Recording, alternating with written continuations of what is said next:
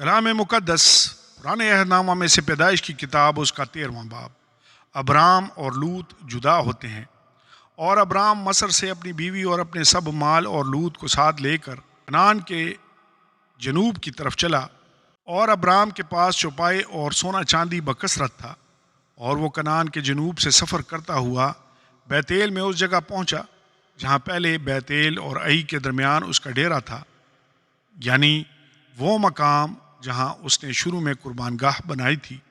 اور وہاں ابرام نے خداوند سے دعا کی، اور لوط کے پاس بھی جو ابرام کا ہم سفر تھا بھیڑ بکریاں، گائے بیل اور ڈیرے تھے۔ اس ملک میں اتنی گنجائش نہ تھی کہ وہ اکٹھے رہیں، کیونکہ ان کے پاس اتنا مال تھا کہ وہ اکٹھے نہیں رہ سکتے تھے۔ اور ابرام کے چرواہوں اور لوط کے چرواہوں میں جھگڑا ہوا، اور کنانی اور فرزی اس وقت ملک میں رہتے تھے۔ تب ابرام نے لوط سے کہا کہ میرے اور تیرے درمیان اور میرے چرواہوں اور تیرے چرواہوں کے درمیان جھگڑا نہ ہوا کرے، کیونکہ ہم بھائی ہیں۔ کیا یہ سارا ملک تیرے سامنے نہیں؟ سو تو مجھ سے الگ ہو جا، اگر تو بائیں جائے تو میں دہنے جاؤں گا، اور اگر تو دہنے جائے تو میں بائیں جاؤں گا۔ تب لوط نے آنکھ اٹھا کر یردن کی ساری ترائی پر جو سغر کی طرف ہے نظر دوڑائی، کیونکہ وہ اس سے پیشتر کہ خداوند نے سدوم اور عمورہ کو تباہ کیا، خداوند کے باغ اور مصر کے ملک کی مانند خوب سیراب تھی۔ سو لوط نے یردن کی ساری ترائی کو اپنے لیے چن لیا، اور وہ مشرق کی طرف چلا، اور وہ ایک دوسرے سے جدا ہو گئے۔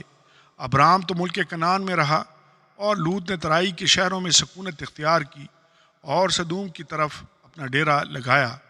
اور سدوم کے لوگ خداوند کی نظر میں نہایت بدکار اور گنہگار تھے۔ ابرام حبرون کو جاتا ہے۔ اور لوط کے جدا ہو جانے کے بعد خداوند نے ابرام سے کہا کہ اپنی آنکھ اٹھا، اور جس جگہ تو ہے وہاں سے شمال اور جنوب اور مشرق اور مغرب کی طرف نظر دوڑا، کیونکہ یہ تمام ملک جو تو دیکھ رہا ہے میں تجھ کو اور تیری نسل کو ہمیشہ کے لیے دوں گا، اور میں تیری نسل کو خاک کے ذروں کی مانند بناؤں گا، ایسا کہ اگر کوئی شخص خاک کے ذروں کو گن سکے تو تیری نسل بھی گن لی جائے گی۔